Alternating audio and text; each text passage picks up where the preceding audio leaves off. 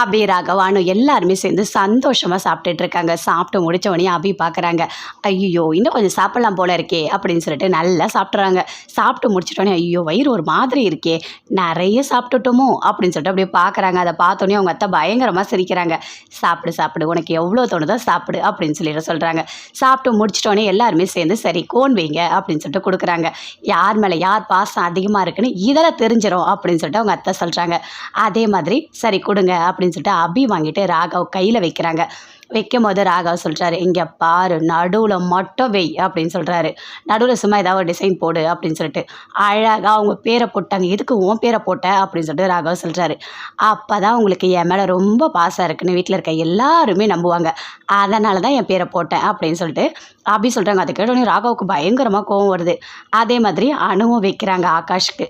அவரும் அப்படி பயங்கரமாக சந்தோஷப்படுறாரு. சூப்பராக இருக்குது அணு அப்படின்னு சொல்லிட்டு ரெண்டு பேர்கிட்டையுமே சொல்கிறாங்க. சரி நீங்கள் போய் படுங்க, இங்கே பாருங்கள் இந்த மருதாணி எவ்வளோ அழகாக வருதுன்னு பார்க்கலாம், யாருக்கு யார் மேலே பாசம் அதிகம்னு பார்க்கலாம் அப்படின்னு சொல்லிட்டு அவங்க அத்தை அம்மா அப்பா எல்லாருமே சொல்லிகிட்ருக்காங்க. எல்லாருமே போய்ட்டு ரொம்ப சந்தோஷமாக தூங்குறாங்க. அப்போ அணு ரூமில் பயங்கரமாக ஃபீல் பண்ணிகிட்டு இருக்காங்க. அப்போ ஆகாஷ் கேட்குறாரு, எதுக்காக அணு நீ இப்படி அழுதுட்ருக்க அப்படின்னு சொல்லிட்டு. இங்கே பாரு ஒரு 15 நாள் எனக்கு டைம் கொடு சரியா, அதுக்கப்புறம் நம்ம சேர்ந்து வாழலாம் அப்படின்னு சொல்லிட்டு ஆகாஷ் சொல்கிறாரு. அப்பயும் அணு அப்படியே மனசுக்குள்ளேயே நினைக்கிறாங்க, இல்லைங்க உங்களோட நான் சேரவே முடியாது, சேர்ந்தா கண்டிப்பாக உங்கள் உயிருக்கே ஆபத்து அப்படின்னு மனசுக்குள்ளேயே நினச்சிட்டு பயங்கரமாக அழுதுட்ருக்காங்க. எல்லாருமே சேர்ந்து பயங்கர சந்தோஷமாக இருக்காங்க. காலையில் வந்தோடனே பேசிகிட்டு இருக்காங்க. அவங்க அப்பா கிட்ட எல்லாருமே சேர்ந்து நல்லா பேசிக்கிட்டே இருக்காங்க. பேசிக்கிட்டே இருக்கும்போது அவருக்கு ஒரு மாதிரி இருக்குது. என்ன ஆச்சு அப்படின்னு சொல்லிட்டு கேட்குறாங்க. ஒன்றும் இல்லை அப்படின்னு சொல்கிறாங்க. சரி எல்லாருமே வந்திருக்கீங்க, நாங்களும் சந்தோஷமாக இருக்கோம், ஒரு பாட்டு போட்டு நீங்கள் 2 ஜோடியும் டான்ஸ் ஆடுங்க நாங்கள் பார்க்குறோம் அப்படின்னு சொல்லிட்டு அவங்க அத்தை சொல்கிறாங்க. டான்ஸா, நான்லாம் ஆடல அப்படின்னு சொல்லிட்டு ராகவ் சொல்கிறாரு. என்னங்க அத்தை அம்மா அப்பா எல்லாரும் ஆசைப்படுறாங்க, கண்டிப்பாக நம்ம ஆடணுங்க அப்படின்னு சொல்கிறாங்க. அப்படியே அபி பார்க்குறாங்க. அதே மாதிரி ராகவ் எல்லாருமே சேர்ந்து 4 பேருமே டான்ஸ் ஆடுறாங்க. பயங்கரமாக டான்ஸ் ஆடுறாங்க. அதை பார்த்தோன்னே அவங்க அம்மா அப்பா அத்தை எல்லாருமே ரொம்ப சந்தோஷப்படுறாங்க. நீங்கள் எப்போவுமே இப்படி தான் இருக்கணும் அப்படின்னு சொல்லிட்டு பயங்கரமாக சந்தோஷப்படுறாங்க. டான்ஸ் எல்லாம் ஆடி முடிச்சிட்டோன்னே அவங்க அப்பா அப்படியே சிரிச்சிட்டே இருக்காரு. உடம்பு முடியாமல் போகுது, என்ன பாச்சு அப்படின்னு சொல்லிட்டு எல்லாருமே கிட்ட வந்து கேட்குறாங்க. இல்லை என்னன்னு தெரியல, எனக்கு ஒரு மாதிரி நெஞ்சு வலிக்கிற மாதிரி இருக்குது அப்படின்னு சொல்கிறாரு. ஐயோ என்னங்க இப்படி சொல்கிறீங்க அப்படின்னு சொல்லிட்டு வீட்டில் எல்லாருமே பதறாங்க. சரி நம்ம கூட்டிகிட்டு போயிடலாம் ஹாஸ்பிட்டலுக்கு அப்படின்னு சொல்லிட்டு ஹாஸ்பிட்டலுக்கு கூட்டிகிட்டு போகிறாரு ராகவ். எல்லாருமே சேர்ந்து அங்கே போகிறாங்க. அபி பயங்கரமாக அழறாங்க. அப்பா உங்களுக்கு எதுவுமே ஆகிடாதுப்பா, நீங்கள் எப்போவுமே என் கூட இருப்பீங்கப்பா அப்படின்னு சொல்லிட்டு பயங்கரமாக ஃபீல் பண்ணி அழுதுகிட்டே இருக்காங்க. ஹாஸ்பிட்டலுக்கு கூட்டிகிட்டு போய் அட்மிட் பண்ணுறாங்க. அட்மிட் பண்ணோடனே அங்கே ட்ரீட்மெண்ட் போயிட்டுருக்கு. அப்போ அப்படியே பார்க்குறாங்க. உள்ளேருந்து வந்து சொல்கிறாங்க, டாக்டர் என்னாச்சு, அப்பா எப்படி இருக்கார், நல்லா இருக்காரா அப்படின்னு சொல்லிட்டு அபி கேட்குறாங்க. இல்லை உங்கள் அப்பா வந்து இப்போ கோமா ஸ்டேஜுக்கு போயிட்டாரு அப்படின்னு சொல்லிட்டு டாக்டர் சொல்கிறாங்க. அதை கேட்டோன்னே அபி பயங்கரமாக அழறாங்க. ரொம்ப ஃபீல் பண்ணுறாங்க எல்லாருமே சேர்ந்து.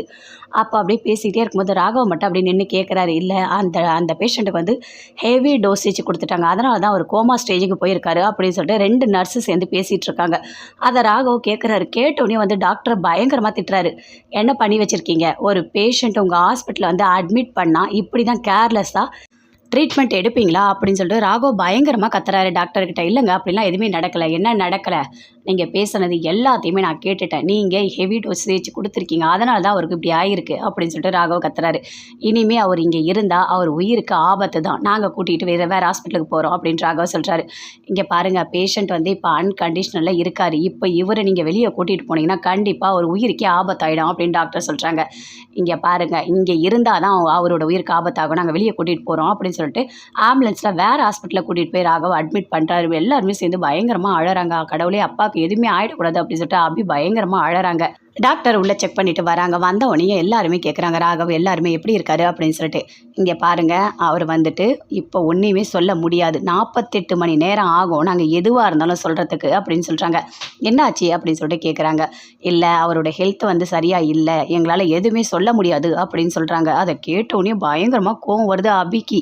தேம்பி அழறாங்க. அப்படியே ராகவ் கிட்ட போகிறாங்க. போயிட்டு அவர் ஷர்ட்டை பிடிச்சி கேட்குறாங்க, உங்களால் தான் இன்றைக்கி அப்பாவுக்கு பிரச்சனை வந்திருக்கு, அவர் அங்கேயே இருந்தால் கூட கோமா ஸ்டேஜில் இருந்திருப்பார், அட்லீஸ்ட் அவர் உயிரோடவாது இருந்திருப்பார், உங்களால் தான் இங்கே கொண்டு வந்து அட்மிட் பண்ணியிருக்கோம், இப்போ பாருங்கள் அவரை காப்பாற்றவே முடியாதுன்னு சொல்கிறாங்க. எல்லாத்துக்குமே காரணமே நீங்கள் தான் அப்படின்னு சொல்லிட்டு சட்டையை பிடிச்சி அப்படியே கத்துறாங்க.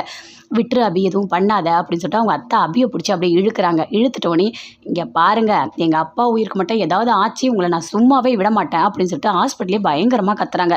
வீட்டில் இருக்க எல்லாருமே சேர்ந்து தேம்பி தேம்பி பயங்கரமாக அழறாங்க. கடவுளே, அப்பாவுக்கு எதுவுமே ஆயிடக்கூடாது அப்படின்னு சொல்லிட்டு அனு ஒரு பக்கம், ஆகாஷ், அவங்க அம்மா, அவங்க அத்தை எல்லாருமே சேர்ந்து பயங்கரமாக அழுதுட்ருக்காங்க. கண்டிப்பாக சிவராமா அவனுக்கு எதுவுமே ஆகாது அப்படின்னு சொல்லிட்டு அவங்க அக்கா பயங்கரமாக அழுதுட்ருக்காங்க.